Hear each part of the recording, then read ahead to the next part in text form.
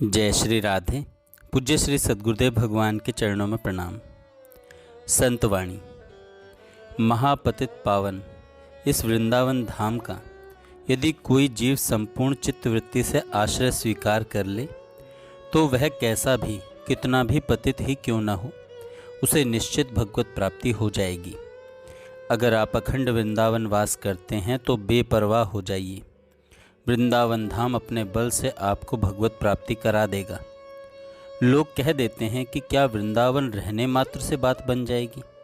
हम कहते हैं हाँ, बन जाएगी। आप देखो तो ऐसा करके।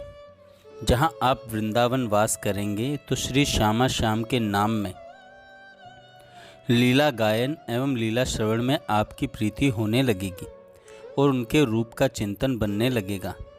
यही तो है प्रेम प्राप्ति का परम साधन। यही तो है प्रेम प्राप्ति का परम साधन। अगर यह बन गया तो प्रेम दूर थोड़े ही है, और अगर प्रेम आ गया तो प्रियालाल दूर नहीं है। अगर प्रेम आ गया तो प्रियालाल दूर नहीं है। श्री वृंदावन धाम की संपत्ति दंपत्ति श्री श्यामा श्याम और श्री वृंदावन धाम का अद्भुत सुख, कुंज महल की टहल का सुख का वही अधिकारी है जिसके हृदय में दैन्यता है। यदि आप वृंदावन रस में डूबना चाहते हैं तो सबकी आशा छोड़ दें। धर्म की आश, कर्म की आश, लोक मान्यताओं की आश, कुल रीति आदि सबका त्याग करके ऐसे प्रेमी जनों का संग करें जो प्रियालाल में आठों प्रहर लगे हैं। हमारा समय मंगला से लेकर शयन तक, शयन से लेकर मंगला तक प्रियालाल के चरणारविंद में ही बीते। हम शयन करें तो प्रियालाल के चरणों में, जागें तो उनके चरणों में। आठों प्रहर हमारा समय केवल प्रियालाल के भजन चिंतन में बीते। यह वृंदावन रस की अनन्यता है। जब तक यह अनन्यता नहीं आएगी तब तक वृंदावन का प्रेम रस जो महाउन्माद प्रकट करके श्यामा श्याम की दिव्य लीलाओं का दर्शन कराता है, वह हमारे हृदय में प्रकाशित नहीं होगा। हमें भजन का प्रभाव इसलिए अनुभव में नहीं आता क्योंकि हम लोग भजन के प्रभाव को नष्ट करते रहते हैं, ढकते रहते हैं।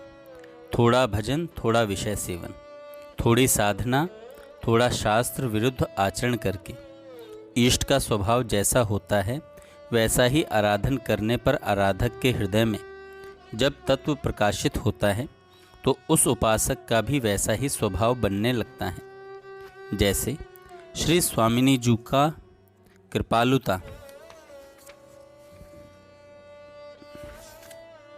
दयालुता, मृदुता का स्वभाव है, तो जो स्वामिनी जी के श्री चरणों की उपासना करेगा उसका भी वैसा ही मृदुल, कृपालु, दयालु स्वभाव होने लगेगा। जैसा हम चिंतन करते हैं वैसा ही हमारा स्वभाव बनता है, वैसा ही हमारा स्वभाव बनता है।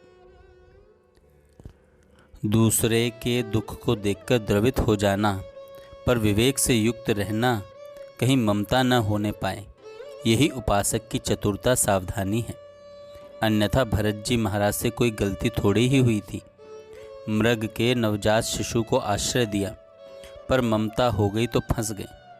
इसलिए किसी की सेवा करो पर निरपेक्षता बनी रहे। अगर ममता कर बैठे तो फंस जाओगे।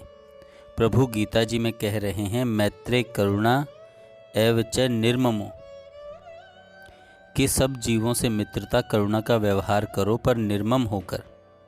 श्री हरिवंश महाप्रभु जी ने भी कहा है, सबसों हित निष्काम मति। जय श्री राधे।